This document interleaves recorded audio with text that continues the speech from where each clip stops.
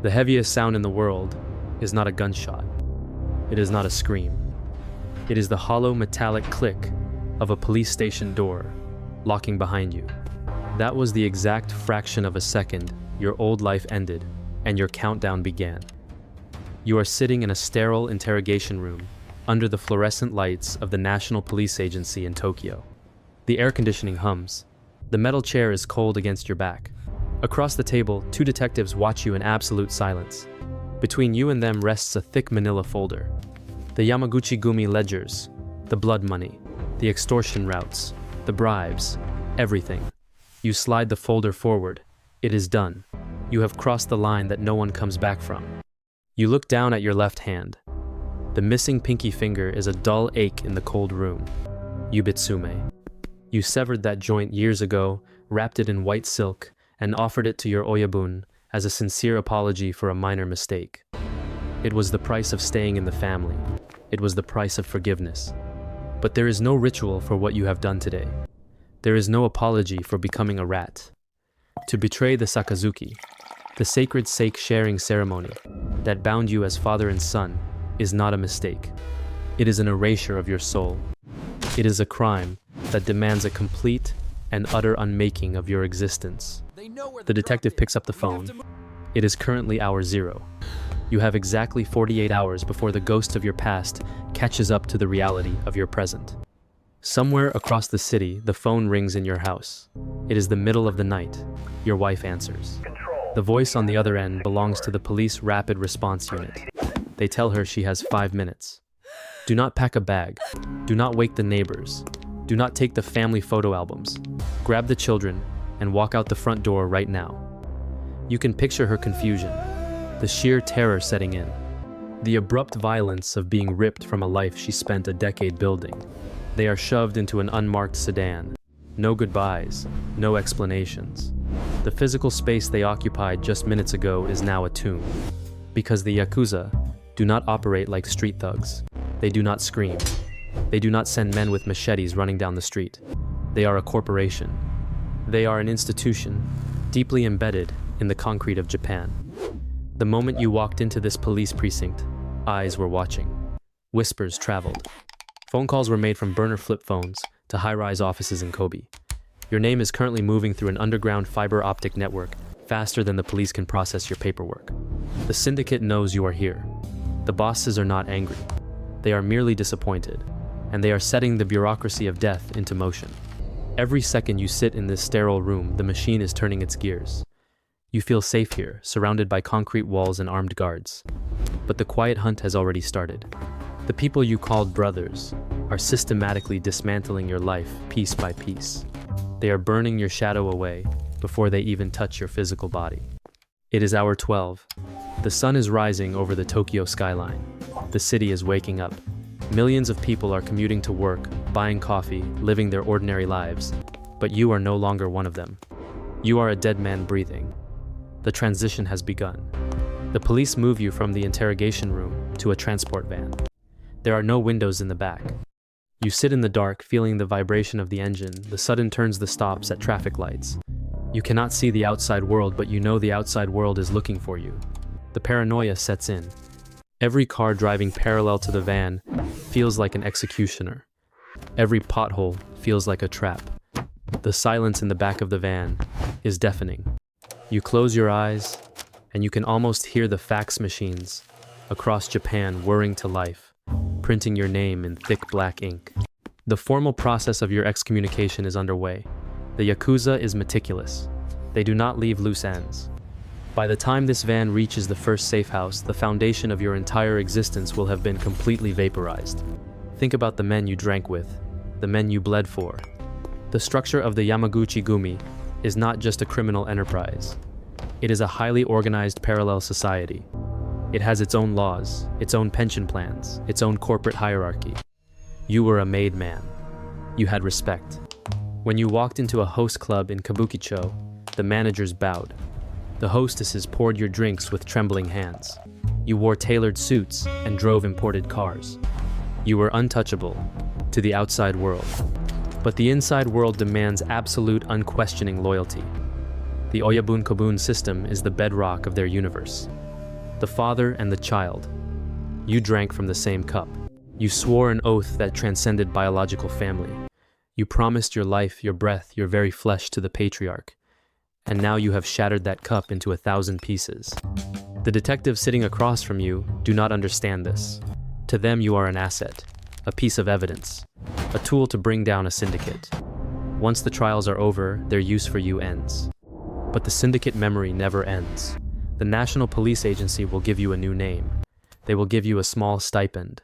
They will hide you in a quiet prefecture far away from the neon lights of Tokyo. But they cannot protect you from the psychological rot. The knowledge that a target is painted on your back, invisible to the naked eye, but glowing brightly to anyone who knows how to look. The first 12 hours are not about physical pain. They are about the realization of your own nothingness. The quiet authority of the Yakuza lies in their ability to make you feel already dead while your heart is still beating. The van takes another sharp turn. You grip the edge of the metal bench. The darkness inside the vehicle is suffocating. You are trapped in the space between the life you just destroyed and the fake life you have yet to begin. Hour 12 is slipping away. The real terror is just waking up. Hour 13. The van finally stops. You are escorted into a nondescript apartment complex in a prefecture you hardly recognize.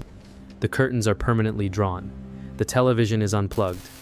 The silence here is heavier than it was in the interrogation room. The detectives hand you a cheap prepaid phone, a small envelope of cash, and strict instructions not to approach the windows. They leave. The deadbolt clicks shut from the outside.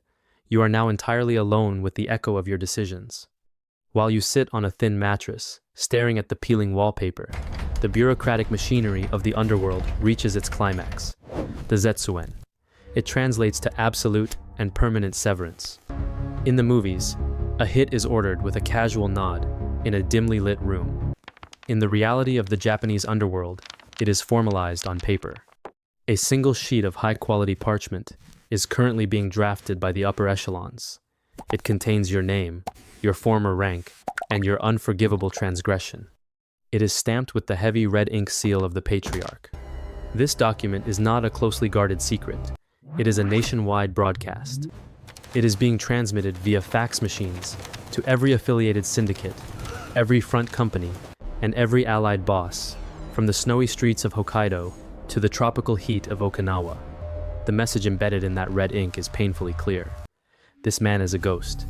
He no longer exists within the realm of men. To offer him a bowl of rice is to spit on the sacred Sakazuki. To offer him shelter is to declare war on the largest criminal organization in the country.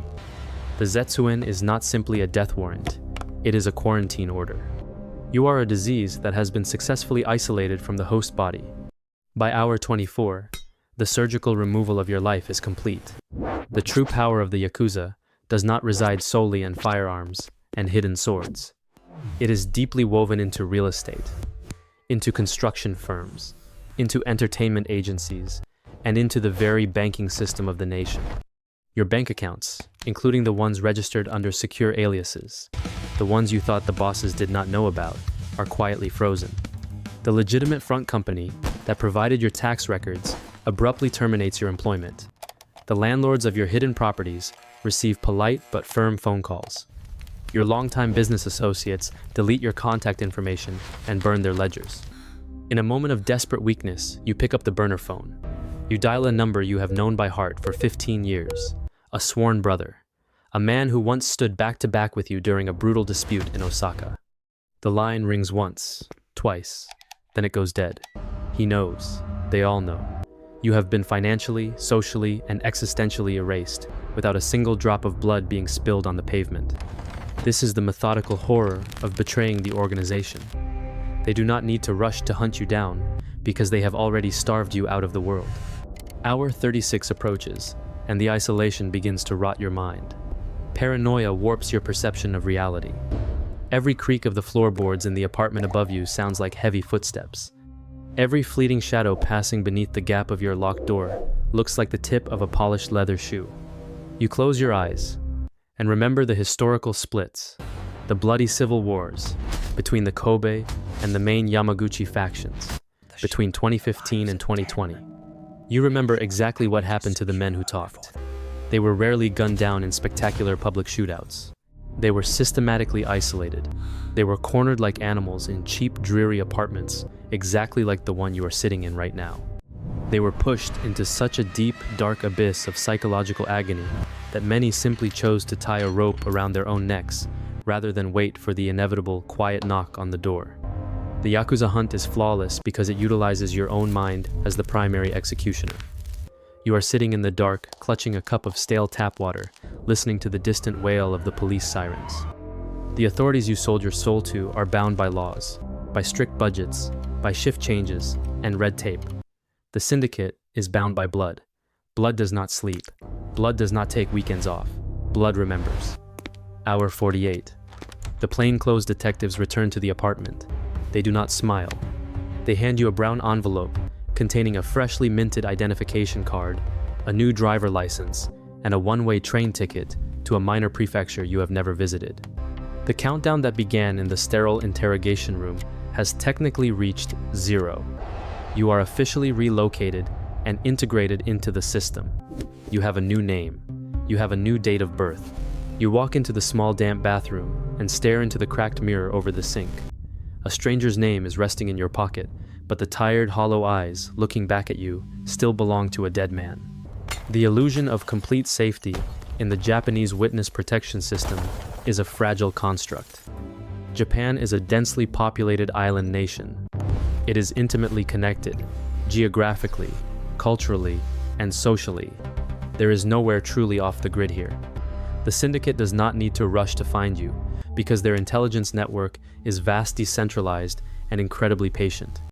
They do not just rely on tattooed enforcers to track you down. They rely on the immense web of debts and obligations they have spun across civil society.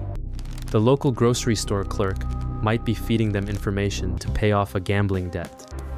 The postal worker who delivers your mail might be a distant relative of a low-ranking associate. They have eyes in the local ward registries, in the real estate agencies, in the pachinko parlors and the shipping docks. They can afford to wait 5 years. They can afford to wait 10 years. One day, the quiet authority of the Yakuza dictates that you will make a mistake. You will fold a newspaper in that very specific, rigid way you learned in the organization's headquarters. You will slip up after a few drinks and use a regional underworld slang from your old territory. Or perhaps a sudden breeze will blow your sleeve up, revealing a fraction of an inch of the intricate traditional ink covering your shoulders. That is all it will take. A single whisper to the right person, and the ghost of your past will materialize at your front door. When you broke the Sakazuki, you did not just breach a criminal contract. You severed your connection to the only universe that gave your life structure and purpose. Do you remember the day you drank the sake? The heavy silence in the shrine room, the salt, the fish, the ancient words spoken by the patriarch, the oyabun and kobun, the father and the child. It was a bond thicker than biological blood. Without the family, you are worse than an outcast. You are a ronin, a masterless samurai drifting through a gray, meaningless existence, without a code and without honor. The ordinary citizens in this new town will never know you. You will never truly know them. You will work a quiet, menial job. You will keep your head down and avoid making eye contact on the subway. But the silence of this new civilian life will be deafening. You sit on the edge of the narrow bed, in this unfamiliar room, listening to the cold rain hitting the thin window glass. The phantom pain in your missing left pinky finger throbs in time with the weather. The ticking of the cheap plastic wall clock is the only companion you have left in the world. You realize now, sitting in the damp chill, the cruelest truth of the underworld justice system. The 48-hour countdown was not ticking toward your physical execution. It was ticking toward your absolute erasure. It was merely the prelude to an infinite loop of waiting. You will spend the rest of your natural life waiting for a shadow to linger just a few seconds too long across the street. Waiting for a quiet, polite knock on the door that you know deep in your bones is eventually coming. Your heart is still beating. Your lungs are still drawing breath. You survived the escape. But the man who walked into that police station 2 days ago is gone forever. He lives, but he no longer exists. This is the final act.